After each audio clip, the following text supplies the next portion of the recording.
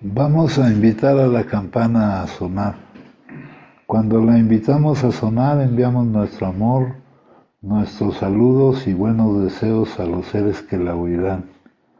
Deseamos que al escuchar la campana dejen de sufrir, que empiecen a practicar la respiración consciente, encuentren la energía de la paz y la alegría en ellos y sean capaces de transformar la energía de la ira, el sufrimiento y la desesperanza. Por eso invitar la campana a sonar y enviar su sonido para que la gente de nuestro alrededor pueda oírla es una acción sumamente compasiva. No podemos hacerlo sin poner todo nuestro corazón en ello. Con el cuerpo, la palabra y la mente en perfecta unidad, envío mi corazón con el sonido de esta campana. Que todos los que la escuchen despierten de su olvido y trasciendan el sendero de la ansiedad y el pesar. Escuchando la campana siento que las aflicciones que hay en mí empiezan a disolverse. Mi mente se serena y mi cuerpo se relaja. En mis labios nace una sonrisa. Siguiendo el sonido de la campana regreso a la isla de la plena conciencia y al jardín de mi corazón donde las flores de la paz florecen bellamente. El pensamiento del día dice: existen dos cosas importantes que tenemos que hacer si queremos adquirir la sobriedad y permanecer sobrios. Primero, habiendo admitido que somos impotentes ante la sustancia, ante el consumo, tenemos que entregar a Dios nuestro problema adictivo y confiar en Él para que se haga cargo de Él por nosotros. Esto significa que cada mañana le pediremos la fuerza para permanecer sin consumir ese día y cada noche le daremos gracias. Ello quiere decir dejar verdaderamente el problema en manos de Dios y no volverse atrás y hacernos nuevamente cargo de Él. Segundo, habiendo entregado nuestro problema, tenemos que cooperar con Él haciendo algo nosotros acerca de ello. ¿Estoy haciendo estas dos cosas? Bueno, aquí dice entregar nuestro problema de la adicción. Y nuestro problema de la adicción pues es en realidad nuestro problema de la vida. Es entregar nuestra vida a Él como sucede en realidad, ¿no? En realidad Él es el que tiene el control de nuestra vida. La vida nos vive a nosotros y no nosotros vivimos a la vida. Nosotros no tenemos el control. Tal vez en esto que les estoy diciendo reconozcan ustedes algo de lo que llaman tercer paso, ¿no? Dice: comienza por admitir que no puedes curarte solo. Tienes que afirmar por completo tu impotencia para permitir que Dios te sane, pero en verdad no es una cuestión de ahora y después. Tu predisposición a sentir tu impotencia ya implica el comienzo de la entrega a la acción de Dios en ti. Cuando no puedes experimentar en ti nada de la presencia sanadora de Dios, el reconocimiento de tu impotencia resulta demasiado amenazante. Es como saltar desde una tierra alta sin una red que te reciba, ¿no? Por ejemplo, el primer paso dice: admitimos que éramos impotentes ante el consumo, que nuestra vida se había vuelto inmanejable. Entonces eso es como una sentencia, porque si estamos admitiendo nuestra adicción, estamos admitiendo una enfermedad progresiva y terminal, ¿verdad? Entonces, de aquí viene la necesidad de que aparezca lo que llaman el segundo paso, el convencimiento de que Dios podría devolvernos la cordura de no cometer la locura de consumir de nuevo la primera dosis. Porque si no, si tú no puedes y no no te convences de que hay algo otro que puede, entonces sería como saltar desde una tierra alta sin una red protectora que te reciba. Tu predisposición a liberarte de tu deseo de controlar tu vida revela una cierta confianza, requiere confianza, ¿verdad? Estamos hablando de entregar nuestro problema adictivo, que es el problema que para nosotros representa la vida, entregárselo a Él, dejárselo en sus manos.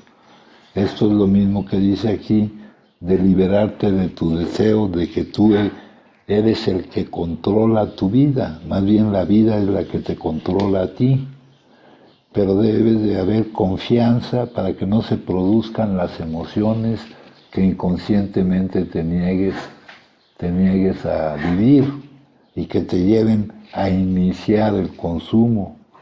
Cuanto más renuncies a tu obstinada necesidad de conservar el poder, de creer que tú eres el que tiene el control de tu vida, más te contactarás con aquel que tiene el poder de sanarte y guiarte.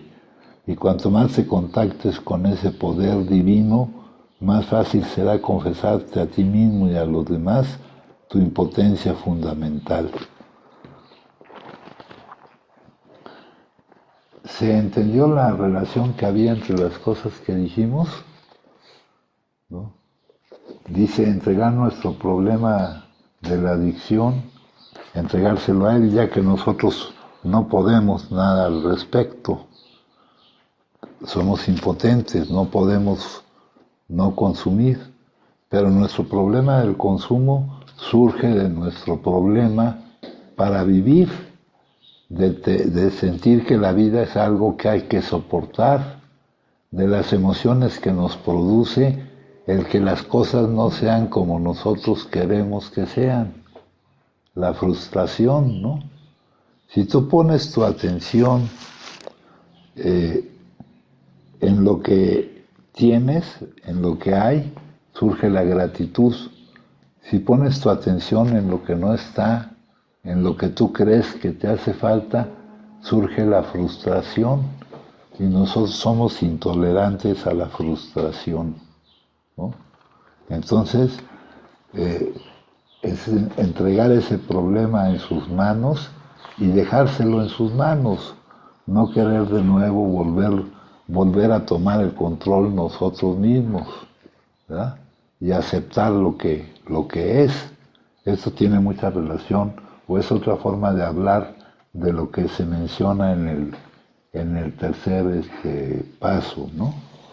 Otra cosa, ¿cuál es nuestra responsabilidad, verdad? Acá dice, en lo escrito sobre la comunidad terapéutica, nos dice que el residente se debe confrontar continuamente con la realidad de que está en un programa terapéutico a donde ha venido pidiendo ayuda para cambiar de vida, para cambiar cómo ve la vida, y no en algún lugar que le permita olvidar la realidad de la que vino. No se le permite ni la más mínima fantasía que lo exima de sus responsabilidades actuales para consigo mismo y para los que los rodean. ¿Y cuál era la responsabilidad actual de un adicto que necesita encontrar la salida de su situación? ¿Cuál es su responsabilidad para con él mismo y para los que lo rodean? Pues encontrar la salida de su situación. Es encontrar el cambio del que hemos hablado, que es la solución, ¿no? Esa es la responsabilidad realmente, ¿no? Ahorita no tienen otro tipo de responsabilidades más que eso, a través de todos los instrumentos que se puedan o que se deban utilizar aquí. Acá en nuestro libro nos dice que lo que debemos lograr es la abstinencia completa, la abstinencia permanente, ¿no? Ya permanecer, que el síntoma ya no se presente, Ese es nuestro objetivo. Ayer hablábamos de la historia de Bill, que era para que encontráramos un reflejo en cómo era su forma de ver la vida. Y acá donde dice hay una solución, dice, tenemos una salida en la que podemos estar completamente de acuerdo y a base de la cual podemos incorporarnos a la acción fraternal y armoniosa. Una enfermedad de esta clase, y hemos llegado al convencimiento de que es una enfermedad. Les decía yo que esto fue publicado en 1939 y no fue sino hasta principios de los 50 que la Organización Mundial de la Salud reconoció que esto es una enfermedad. Afecta a los que nos rodean como no lo hace ningún otro padecimiento humano. Si una persona tiene cáncer, todos sienten pena por ella y nadie se enfada ni se siente molesto, porque en ese caso se sabe que esa persona tiene un problema de salud y no de comportamiento. Pero en nuestro caso, la sociedad todavía, aunque saben teóricamente que nuestro problema es un problema de salud, ellos siguen sintiendo que es un problema de comportamiento, porque con este mal viene la aniquilación de todas las cosas que valen la pena en la vida. Involucra a todas aquellas vidas que están relacionadas en alguna forma con la del paciente. Acarrea malentendimiento, resentimiento feroz, inseguridad económica, vidas torcidas de niños que no son culpables, esposas de otros parientes apesadumbrados, amigos y patrones descontentos. Psiquiatras competentes en alto grado que han tratado con nosotros han encontrado a veces imposible persuadir a un adicto para que discuta abiertamente su situación, para que exponga su situación, ¿no?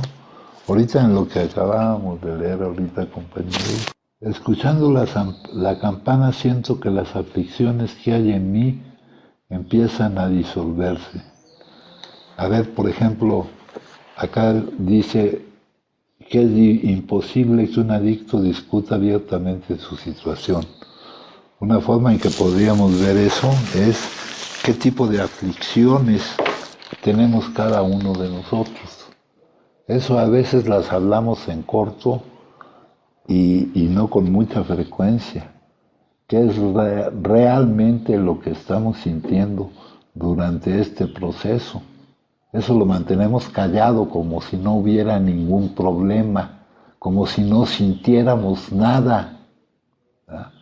Como si no sintiéramos nada por lo que estamos viviendo, la búsqueda de nuestra solución, ¿no? Ustedes platican entre ustedes, pero no platican de esto, no platican de aquello que les aflige, de aquello que les preocupa, ¿verdad? De cómo sienten realmente su situación. Más adelante acá nos dice, nuestras mismas vidas dependen de nuestra constante preocupación por otras y de la manera en que podamos satisfacer sus necesidades. Eso se los leía yo ayer expresado en otra forma. Sin la oportunidad de olvidar nuestros propios problemas ayudando a otros a solucionar los suyos, muchos de nosotros con seguridad pereceríamos. Nuestras mismas vidas como dependen de nuestra constante preocupación por otras y de la manera en que podamos satisfacer sus necesidades. Esto es lo que el Dalai Lama define como compasión. Dice acerca de las prácticas comunes a las religiones del mundo, o sea, de la espiritualidad, que están esencialmente ligadas al desarrollo de la compasión, que implica no solamente pensar en los demás, y querer hacer algo por ellos, sino además poner en efecto esas buenas intenciones. Y esto es una forma de combatir nuestro egocentrismo. Una pregunta que es sencilla de contestar es: ¿qué tanto tiempo pienso en mí mismo y qué tanto tiempo pienso en los demás? Esa pregunta se la pueden contestar fácilmente, ¿no? Y aquí dice, hay personas que pueden decir, yo puedo consumir o no consumir, ¿por qué no puede él?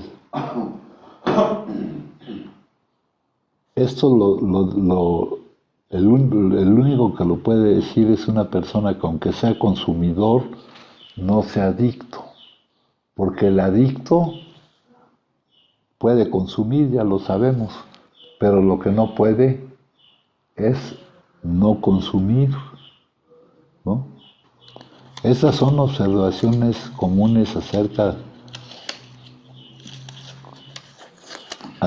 de los adictos que se oyen en todo momento. En el fondo de ellas hay un abismo de ignorancia y falta de comprensión.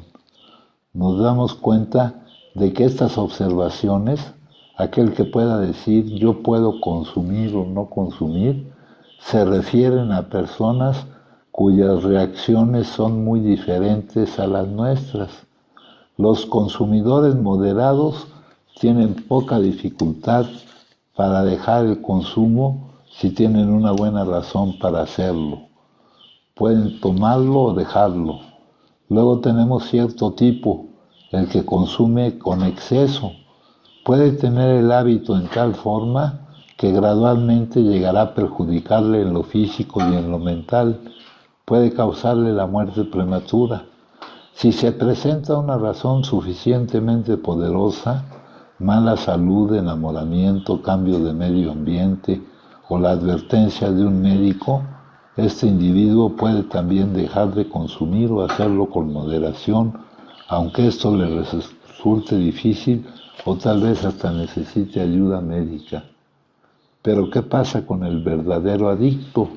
Y aquí nos pinta un retrato, una descripción que nos permite identificar al adicto.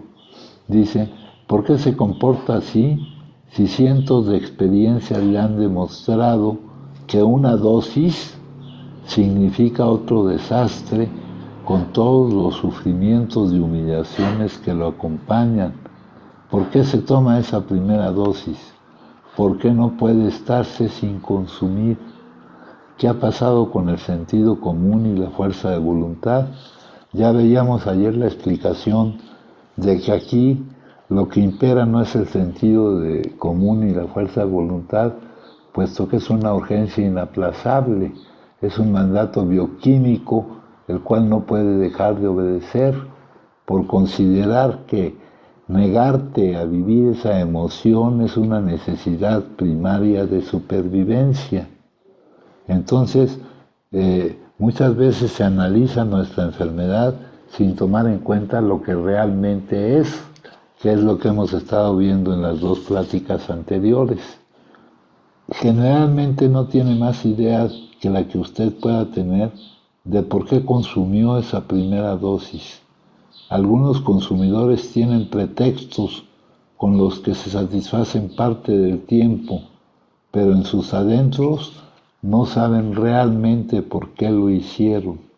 Una vez que este mal se arraiga firmemente, hace de ellos unos seres desconcertantes. Tienen la obsesión de que algún día, de alguna manera, podrán ser los ganadores de este juego.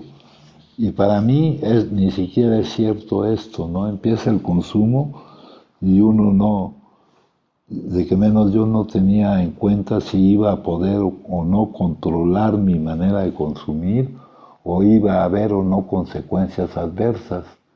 En ese momento en que inicias el consumo no tomas en cuenta nada de esto. En cierto punto pasa a un estado en el que el más vehemente deseo de dejar de consumir es absolutamente infructuoso. Con el puro deseo de dejar de consumir si no va acompañado con el cambio que debes experimentar, no vas a obtener lo que quisieras obtener, que es dejar de consumir, ¿no? Dice, hay una solución, así se llama este capítulo, dice, el hecho grandioso es este y nada más, que hemos tenido, aquí le llama experiencias espirituales profundas y efectivas, y aquí en el anexo 2 del libro nos dice experiencias espirituales profundas y efectivas. Tal vez con esos términos no lo entendamos. A veces en lugar de experiencia espiritual utilizan la palabra despertar espiritual, pero más adelante se nos da un tip de más o menos por dónde van hablando, de que el cambio necesario para dar lugar a la recuperación de la adicción, con eso se refieren a la experiencia espiritual o despertar espiritual. Lo que no se entienda muy bien fácilmente podemos traducirlo, ¿verdad? Dice, la mayoría de nuestras experiencias son de las que William James llama variedad educacional porque se desarrollan lentamente durante un periodo de tiempo. ¿Y en qué se nota? Lo notan primero los que están en su entorno, que se dan cuenta del cambio mucho antes que él. Este se da cuenta por fin de que ha operado en él un profundo cambio en su reacción a la vida. Entonces, ¿cuál es el cambio que necesitamos experimentar? Un cambio en cómo reaccionamos a la vida. ¿Cómo hemos reaccionado a la vida hasta ahora? Hemos reaccionado consumiendo, ¿verdad? Aquí dice, con pocas excepciones se encuentran que han descubierto un insospechado recurso interior que pronto identifican con su propio concepto de un poder superior. La mayoría de nosotros pensamos que esta conciencia, este darte cuenta de que el poder superior está, es la esencia de la experiencia espiritual, es la esencia del cambio que debemos experimentar. Aquí dice, encontramos que nadie tiene por qué tener dificultades con la espiritualidad del programa. Ya vimos también la diferencia entre espiritualidad y religión. Buena voluntad, sinceridad y una mente vacía son los elementos para la recuperación, pero estos son indispensables, ¿no? Por ejemplo, ese de que lo estemos haciendo de buena gana, no sintiéndonos obligados para hacerlo, ¿no? Buena voluntad. Sí lo estamos haciendo, y si lo estamos haciendo es porque nuestra voluntad va dirigida en hacerlo. Pero si el que lo estemos haciendo nos pesa, entonces no nos sirve. Sinceridad y una mente vacía, una mente que no esté llena de todo, que no impida que entren todos estos nuevos contenidos que ahora vamos a manejar. Dice, hay un principio que es una barrera para toda información, que es una refutación de cualquier argumento y que no puede fallar para mantener a un hombre en una perpetua ignorancia. El principio consiste en despreciar antes de investigar. Esto hay veces que lo dicen de otra manera. No deseches lo que no conoces, ¿no? Ustedes podrán oír esto muy alejado de lo que necesitan, ¿verdad? Pero aquí nos dicen, no deseches lo que no conoces. No desprecies antes de investigar todo esto que para nosotros es nuevo, ¿no? Luego aquí nos dice, estos cambios han revolucionado toda nuestra actitud hacia la vida, hacia nuestros semejantes y hacia el universo de Dios. El hecho central en nuestras vidas es actualmente la certeza de que nuestro Creador entrado en nuestros corazones y en nuestras vidas en una forma ciertamente milagrosa. Ha empezado a realizar por nosotros cosas que nosotros no podríamos hacer solos. Hay una muy sencilla, que es el hecho de que solos por nosotros mismos no podemos no consumir, estaríamos consumiendo. Pero ya ha empezado a hacerse, a darse el hecho de que estamos sin consumir, ¿verdad? Acá más adelante me siguen hablando de la solución y me hablan, para eso me cuentan aquí un caso de un hombre de negocios que que estuvo pasando de un sanatorio a otro y en consulta con los más conocidos psiquiatras norteamericanos. Luego se fue a Europa, sometiéndose al tratamiento de un célebre médico, el psicólogo Dr. Jung. Pese a que su experiencia le había hecho escéptico, terminó el tratamiento con una confianza no habitual en él. Física y mentalmente su condición era excepcionalmente buena. Creía haber adquirido tal conocimiento del funcionamiento interior de su mente y de sus resortes escondidos que una recaída era algo inimaginable.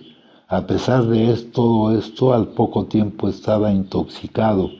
Lo más desconcertante es que no podía explicarse satisfactoriamente su caída.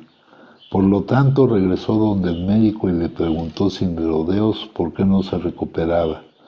Por encima de todo quería recobrar el control de sí mismo. Dice aquí, le suplicó al médico que le dijera toda la verdad y el médico se la dijo. Era un caso desahuciado. Y fíjense, esto es en el momento en que, antes de la aparición de este método de psicoterapia espiritual, era un caso desahuciado.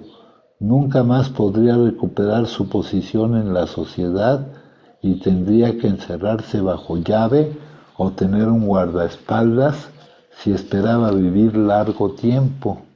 Aquí dice, eso es lo que dice el doctor Jung. El doctor Silworth, más atrás, nos dice, la opinión generalizada entre los médicos parece ser la de que la mayoría de los adictos crónicos no tiene remedio. Entonces en esto coincidían. Pero este hombre vive todavía y es un hombre libre. No necesita de un guardaespaldas y no está internado. Puede ir a cualquier parte del mundo como cualquier hombre libre sin que le suceda ningún desastre, siempre que conserve la buena voluntad de mantener cierta sencilla actitud. Algunos de nuestros lectores pensarán quizás que puedan pasar sin ayuda espiritual. Permítanos contar el resto de la conversación. El médico le dijo, tiene usted la mente de un alcohólico crónico, en los casos de un adicto crónico, en los casos en que han existido estados mentales similares al suyo, nunca he visto recuperarse a nadie. Se sintió como si las puertas del infierno se hubieran cerrado con estruendo tras él. Y esto no es solo porque te lo diga algún doctor una vez y otra vez, sino por los intentos o por lo que ha pasado durante tu vida. Para algunos durante más tiempo, para otros durante menos tiempo, que no han podido encontrar la solución para no consumir. Se necesita sentir como sintió que las puertas del infierno se hubiesen cerrado con estruendo tras él. Preguntó al médico, ¿no hay ninguna excepción? Sí, le contestó. Las ha habido de tiempos remotos aquí y allá de vez en cuando. Algunos adictos han tenido estos cambios de los que estamos hablando. Para mí estos casos son raros. Parecen ser de la naturaleza de enormes desplazamientos y reajustes emocionales. Desechadas las ideas, emociones y actitudes que guiaron la vida, que fueron las fuerzas directrices de las vidas de estos hombres, un conjunto completamente nuevo de conceptos y motivos empezó a dominarlos. Yo he estado tratando de producir dentro de usted un arreglo emocional de esa índole.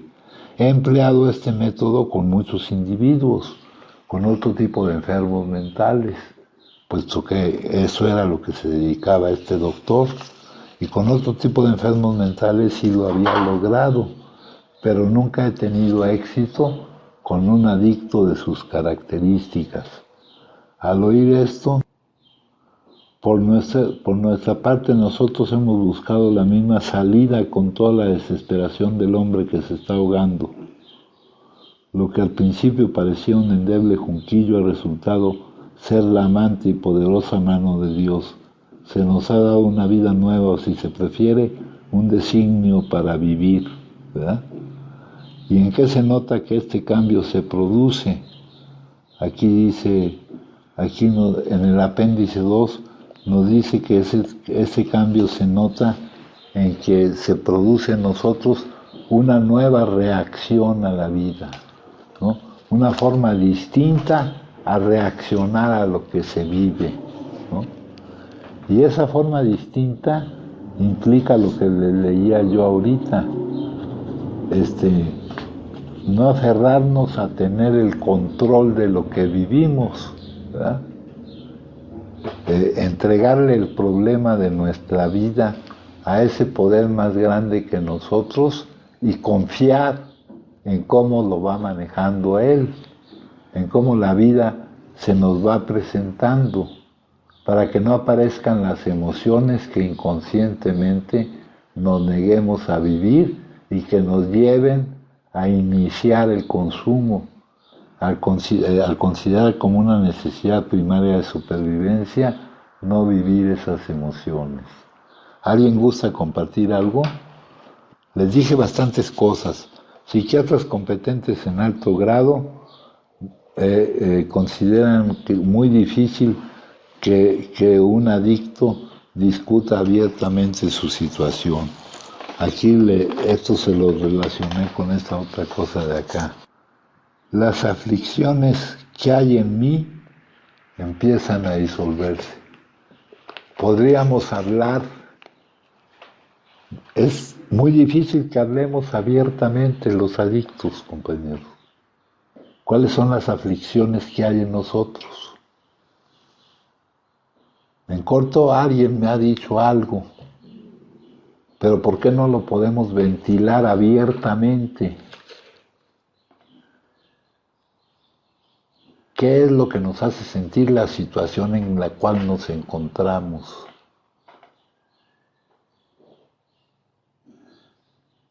¿Hay esperanza o hay desesperación? No es fácil decirlo.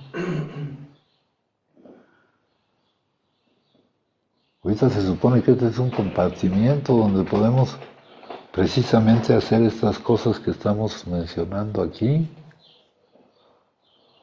¿Qué sentimos ante nuestra situación? ¿Verdad? Algunos ya sentimos desesperación de estar aquí y desesperación, ya estamos desesperados de estar aquí y lo que nos mantiene aquí es el saber que si no estuviéramos aquí estaríamos consumiendo, compañeros. Algún caso que me viene a la mente, pero ¿qué podríamos decir? ¿Qué aflicciones hay en nosotros, compañeros? ¿Qué cosa nos aflige, nos afecta?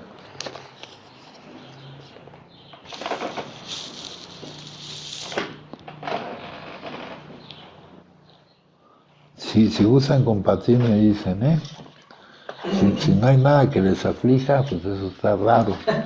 No, lo que está pasando es lo que dicen los psiquiatras, que es muy difícil que un adicto abra su situación, abra cuál es su situación, qué es lo que piensa de su situación vital. Nos cuesta trabajo decirlo. Luego aquí nos habla el capítulo 3, que se llama más acerca de la adicción, ¿verdad? Y aquí podríamos hablar de la de la adicción en estos otros términos. El consumo continuo y compulsivo a pesar de las consecuencias adversas.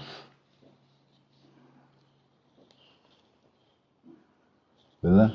Y aquí nos dicen la utilidad que tiene ver esta situación como lo que es una enfermedad. Dice aquí, la raíz de esta enfermedad es nuestro sistema de pensamiento.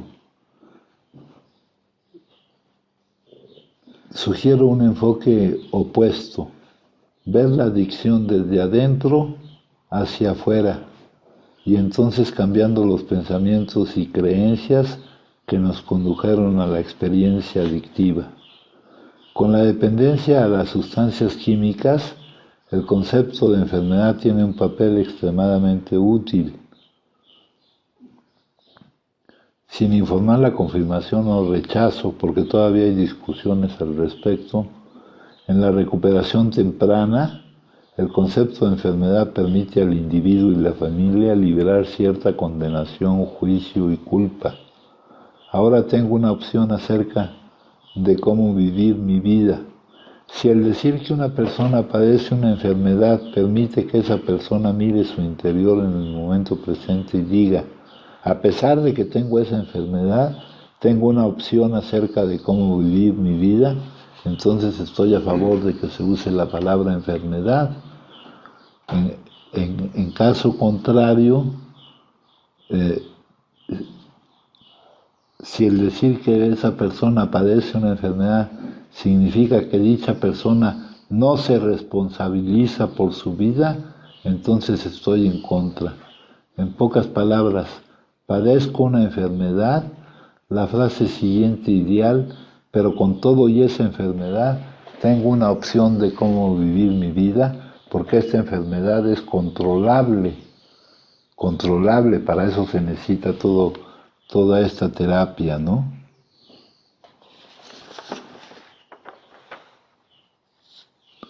Adicción es una búsqueda compulsiva y continua de la felicidad fuera de nosotros mismos, a pesar del hecho de que la satisfacción siempre nos elude. La adicción es una búsqueda externa y compulsiva, a pesar del hecho de que tal búsqueda siempre nos conduce hacia el dolor y hacia el conflicto. ¿Gustan compartir algo, compañeros? Vamos a seguir leyendo cosas aquí. Dice, impotencia, pérdida de las facultades de la voluntad. Estas expresiones aparecen en el primer paso del método de recuperación que para la enfermedad de la adicción al consumo del alcohol sugiere la agrupación Alcohólicos Anónimos y que es aplicable a cualquier adicción al consumo de sustancias psicoactivas. De hecho, la pérdida de las facultades de la voluntad respecto al consumo de dichas sustancias es la causante de la impotencia ante la posibilidad para el adicto de no consumir. En el capítulo 2 hay una solución entre algunas de las observaciones que producto de la ignorancia respecto a la enfermedad hacen personas que no la padecen acerca de personas adictas, se puede leer la siguiente. Yo puedo consumir o no consumir, ¿por qué no puede él? La respuesta a esta observación es que él, adicto, no puede no consumir, porque es la manifestación de la enfermedad, ese no poder no consumir.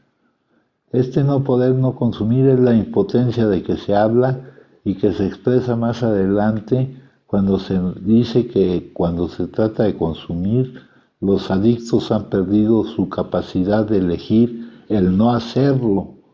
Es decir, que para los adictos el consumo no es una elección. De ahí que digamos que no es su voluntad la que determina que consuma, ni va a ser su voluntad la que pueda determinar que no consuma.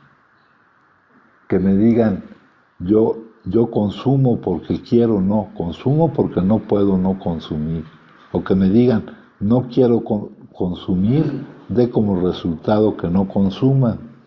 Para entender este hecho se puede acudir a la definición de adicción como la incapacidad inconsciente para encarar y traspasar su propio dolor, para vivir esas emociones de las que hemos dicho, que no es producto de las circunstancias que la vida les presenta, sino de sus pensamientos respecto a ello. Esta negación inconsciente se explica porque ante la ilusión de poder escapar de esa emoción molesta o dolorosa, el cerebro a través de un mandato bioquímico eleva a nivel de necesidad primaria de supervivencia el consumo. A eso se le llama craving brain o urgencia inaplazable. Estos hechos determinan el inicio del consumo causado por la dependencia psicológica que desencadena las demás etapas del ciclo adictivo, siendo la siguiente la compulsión física, que es la expresión de la dependencia física. Es la pérdida de control de la cantidad que se consume. Para poder romper el ciclo adictivo, eliminando el inicio del consumo, debe ser superada la incapacidad de enfrentar los distintos contenidos que la vida nos presenta, lo cual se logra a través de la sabiduría que elimina nuestra percepción del sufrimiento y que es la espiritualidad. Si tienen alguna duda o alguna pregunta o si quieren aportar algo, con confianza, compañeros. ¿Cómo ven su situación actual? Bueno, pues yo ahorita con respecto a lo que decías de nuestras aflicciones, padre, ¿no? O que algunas veces estamos aquí y llegamos a sentir desesperación. Yo en mi caso ahorita en este momento no lo he sentido. En algún momento cuando estuve en Cádiz la vez pasada sí llegué a sentir desesperación de mi condición. Entonces, pues me pongo a pensar, ahorita estaba pensando, pues qué es lo que a mí me aflige, ¿no? He tratado de no estar, como se lo dije ayer, de no estar así como viviendo en mi pasado, ¿no? Porque pues me causa culpa. Pero sin embargo hay episodios o hay flashazos que me llegan a veces recuerdos de mi pasado que sí me hacen sentir, ¿no? De las cosas pues que más me pueden afligir es, por ejemplo, pues que no vi cómo crecieron mis hermanos, ¿no? O mi hermana, pues es una señorita, este año cumple 18 años, ¿no? Y los recuerdos que tengo de ella es de que cuando eran una niña de 2, 3 años, ¿no? En ocasiones cuando he hablado con mi mamá, pues le he dicho que extraño mucho a mi hermano, ¿no? Yo le he comentado que yo tengo un hermano con un retraso mental y una malformación física, y en verdad lo extraño, y esas son cosas que a veces cuando las recuerdo me duelen, ¿no? Y a veces pienso, ¿has preferido? O ahorita, bueno, no es que haya preferido, así lo pienso, ¿no? No es que sea, pero a veces pienso, ¿has preferido estar consumiendo que brindarles tiempo? O cuando has estado en recuperación, ¿has preferido darles algo a ellos y no satisfacer tus prioridades, ¿no? Según tú. Pues también me aflige la situación que hasta la fecha, pues cuántas relaciones he perdido, ¿no? La última que usted la vivió aquí, ¿no? Ya con planes de boda y cosas así, ¿no? Se terminó. Y es algo que no te voy a decir que en algún principio sí me dolía, pero ahorita pues ya no es tanto eso, ¿no? No es tanto eso, ¿no? Ni tampoco estoy queriendo, o no estoy así como pensando qué voy a hacer, ¿no? En el futuro, ni cosas así, o sea, trato ahorita a mi manera, de tener, no sé, confianza, como se lo dije también, de lo que está pasando, pues es lo correcto, ¿no? Y eso así, pues como que me da así como tantita calma, ¿no? Y ya. Ahora yo tengo una confusión con respecto a cuando se habla de Dios. Yo no sé si para creer en Dios tenga que tener así como una imagen, ¿no? Que No, tenga que ser Jesús o... tu propio concepto. ¿sí? Lo que Entonces, tú porque creas. yo no... Dios es el todo, por Ah, ejemplo. sí, eso sí, fíjate. Porque yo te voy a decir una cosa, padrino. Yo no creo, yo no tengo así como una imagen de Dios, pero sí sé que hay algo. Sé Sí, que hay algo. sí, sí. Entonces, eso me No, causa algo cualquier imagen o conflicto. cualquier palabra nos desviaría, porque a Mm, Dios no lo podemos entender, mi hijo. sí, sí, sí. Entonces, pues, a veces eso es lo único que me causa así como confusión, ¿no? Porque, pues, no te voy a decir que tengo ni a Jesús ni a las oraciones así en la boca, ¿no? Pero a veces sí trato así como de querer cambiar mi manera de pensar hacia las circunstancias que vivo, ¿no? Pero a veces siento que las digo así como al aire, ¿no? Pero por lo mismo que no tengo un concepto, inclusive agarrando lo que nos has dicho con respecto a que Dios no es el gigante que vive en las nubes, ¿no? O sea, ni está crucificado, ¿no? O sea, trato de, ahorita pues ya me diste de nuevo una idea, ¿no? Que es el todo. Entonces, pues con eso me voy a quedar porque sí, a veces eso me causa así como confusión. Sí, hijo. Y nomás una observación, tú dijiste que habías preferido, ¿no? Te viste obligado. Uh-huh. Y así como te das cuenta que tu hermano tiene una enfermedad, también te tienes que dar cuenta que tú tienes otra enfermedad, hijo. Sí, pues. Y lo que hiciste no lo hiciste porque tú quisieras, sino porque no podía ser de otra forma por la enfermedad, por el problema de salud que tienes, ¿no? Nuestro poco avance o habernos visto obstaculizados en la vida no ha sido porque quisiéramos, sino porque tenemos ese problema de salud, hijo, pero que podemos controlar mediante la terapia pues esa terapia la puedes encontrar aquí en este libro o en otra, dicho con otras palabras, todo lo que está dicho en este libro con otras palabras se los he mencionado de muchas formas, Sí, ¿no? sí, sí. Ahí está mencionado de muchas formas todo lo que está escrito en este libro, ¿verdad?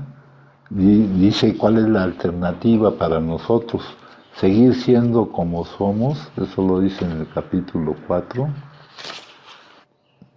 ¿En qué alternativa nos encontramos? O sea, alternativa es una cosa u otra, ¿no? Y aquí te lo dice pues de una forma pues, realista, estar condenado a una muerte por adicción, ya que la adicción, ya hemos visto compañeros que la adicción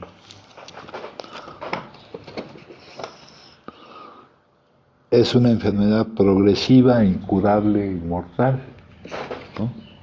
Ese es un camino. Para seguir ese camino lo único que se requiere es que sigamos siendo como somos, porque ya vimos que la solución es el cambio, ¿verdad? Entonces, la otra alternativa es vivir sobre una base espiritual, que lo básico sea lo espiritual, hijo. Es lograr ese cambio en que para nosotros ya lo básico sea lo espiritual. O sea, si no podemos definir esa palabra, que lo básico sea que logremos reaccionar a la vida de una forma diferente, entendiendo que nosotros no somos los que tenemos el control de lo que vivimos, sino que el control de lo que vivimos lo tiene el todo. El todo es el que nos vive a nosotros, la vida nos vive a nosotros. Y confiando, ¿verdad? Haciendo a un lado que tenga más peso la confianza en lo que sucede que el juicio que hacemos nosotros de lo que sucede, que el decir eso que está sucediendo está mal o está bien, que tenga más peso la confianza que tenemos en el que determina lo que sucede. ¿Sí me entiendes, Sí, hijo? padre.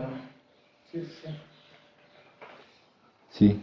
Entonces, pues por ahí hay un libro que se llama Un curso de milagros, es de este grueso, también es un libro de psicoterapia espiritual que dice que ese curso es obligatorio, que lo que es opcional es cuando lo vayas a tomar. Y para nosotros en algún momento tenemos que encontrar este camino, esta salida que nos permita salir de nuestra situación, ¿no? Si es que nos da tiempo antes de que alguna otra cosa suceda, ¿no? Entonces, no creer que no estamos haciendo nada, compañeros. Estamos realmente atendiendo nuestra responsabilidad actual para con nosotros mismos y para con los demás, ¿verdad? Para contigo mismo ¿cuál es tu responsabilidad? Pues encontrar la salida de tu situación de no poder no consumir. Y esa misma responsabilidad no es pagarles a los demás, ni darles a los demás, ni nada. No hemos podido hacerlo, sino esa misma responsabilidad es la misma para con ellos. Y ya después vendrán otras posibilidades. Pero lo primero que tenemos que encontrar es la posibilidad de no consumir. En el libro El solo por hoy de hoy decía prioridades. Primero es lo primero, ¿no? Dice, de repente, pues logramos la remisión del síntoma y vienen presentándose determinados éxitos. Y se deja de lado esto como si ya se nos hubiera dado de alta. Y entonces lo que viene, pues ya sabemos qué es lo que viene, ¿no?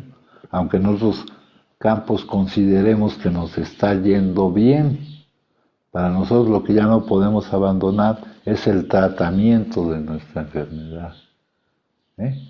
Eso es permanente. Eso empieza pero no termina. Y cada vez debemos avanzar más en todo esto, ¿no? Bueno, eso es lo que dice aquí.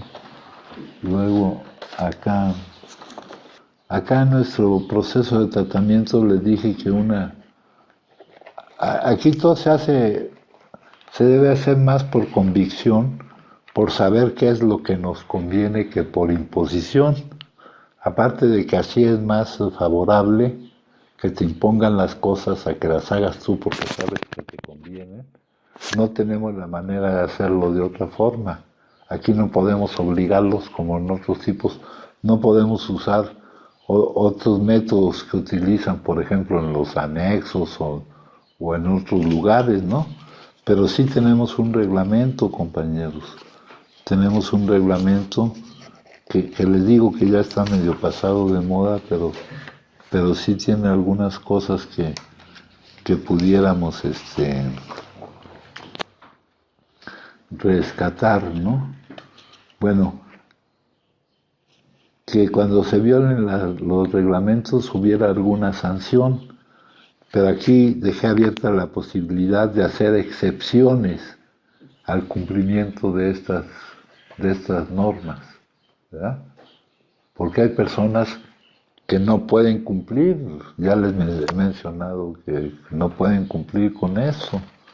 Luego dice, las sustancias psicoactivas, está prohibido introducir o poseer cualquier sustancia psicoactiva, está prohibido consumir cualquier sustancia psicoactiva dentro de la casa o durante las salidas. Teóricamente en otros lugares les hacen antidoping. Imagen personal. Durante su estancia los residentes deberán presentar una imagen personal adecuada, ¿no? No es como si estuviéramos en un hospital o les platiqué de aquel que llegaba aquí andaba en pijama, ¿no? Porque eso implica ya respeto. De eso también me habla la comunidad terapéutica. La imagen hacia los demás es tomar en cuenta a los demás. Luego dice aquí las salidas de la casa. Hay un periodo, el proceso de tratamiento tiene etapas, la adaptación, la rehabilitación y la reintegración. Hay un periodo durante el cual están en contención. Antes aquí dice 84 días para que puedan salir a visitar a su familia cada 15 días, ¿no? Solo habrá salidas en casos de emergencia o extrema necesidad. Los residentes deberán estar acompañados, los que lleven menos de aquí otras actividades diarias se realizarán de acuerdo con el horario establecido. Ahorita queremos restablecer ese horario y apenas estamos en ese proceso. Es obligatoria la asistencia a todas las juntas de actividades terapéuticas. La campana se tocará 5 minutos antes de cada junta. Deberán permanecer en el salón durante el transcurso de la junta o actividad terapéutica. Hasta para salir al baño, ¿no? Hay mucha gente y en eso hablábamos ayer del bienestar común, debe tener la preferencia, ¿no? Tantas entradas y salidas, pues rompe un poco la atención de los que estén poniendo atención a estas cosas.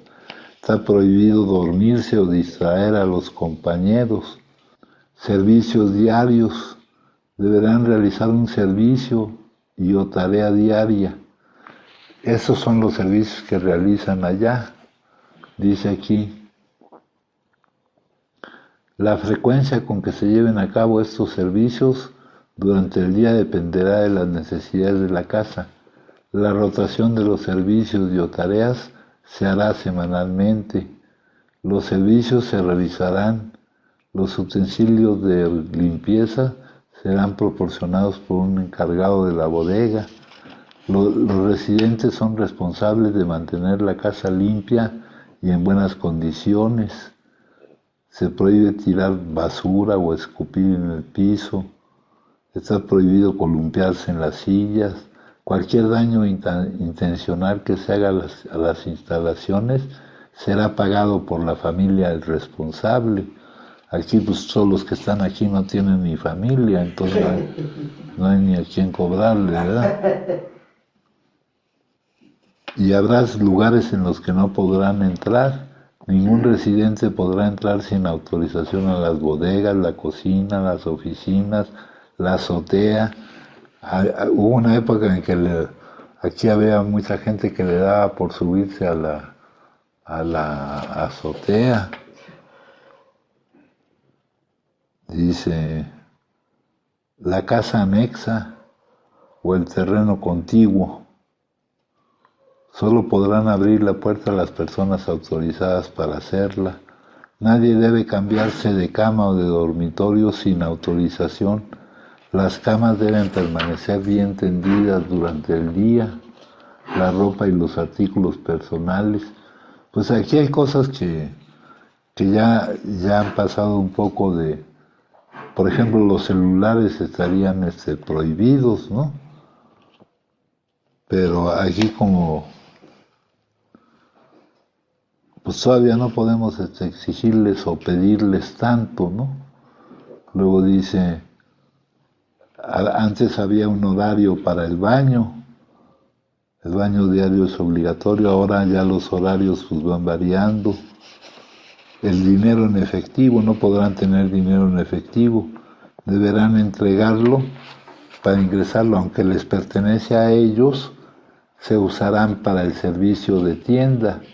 El servicio de tienda aquí decía 2 días a la semana en el horario asignado y solo los artículos autorizados. El lavado de ropa, deberán lavar su ropa personalmente. Se prohibía mandar a lavar su ropa. Aquí en una época tuvimos unas lavadoras que acabaron por descomponerse y otras que tuvimos que vender. Y muy mal vendidas, por cierto, ¿no? Los artículos personales.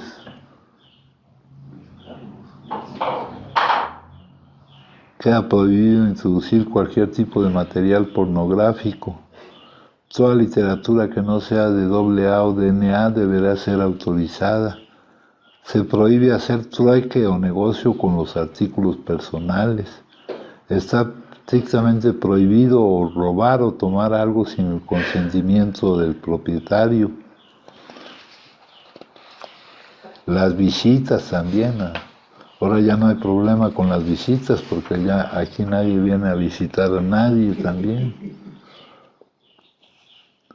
Ningún residente puede recibir dinero en efectivo por parte de las llamadas telefónicas. Ningún residente podrá realizar llamadas telefónicas solamente en casos de emergencia.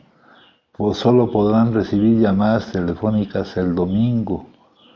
Convivencia. Deberán ser respetuosos con los compañeros. Ningún residente deberá insultar, hacer bromas pesadas o llevarse con ninguna persona dentro de la casa.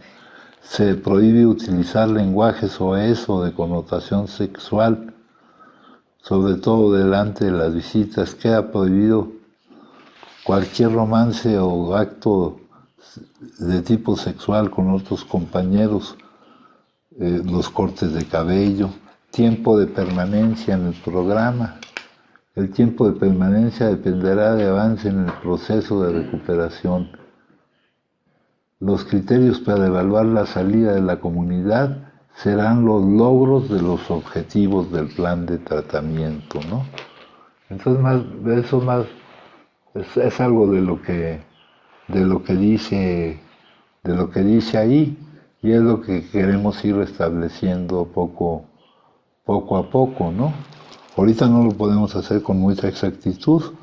Hoy pudimos lograr que la Junta empezara a la 1, ¿no? Los domingos es un día especial.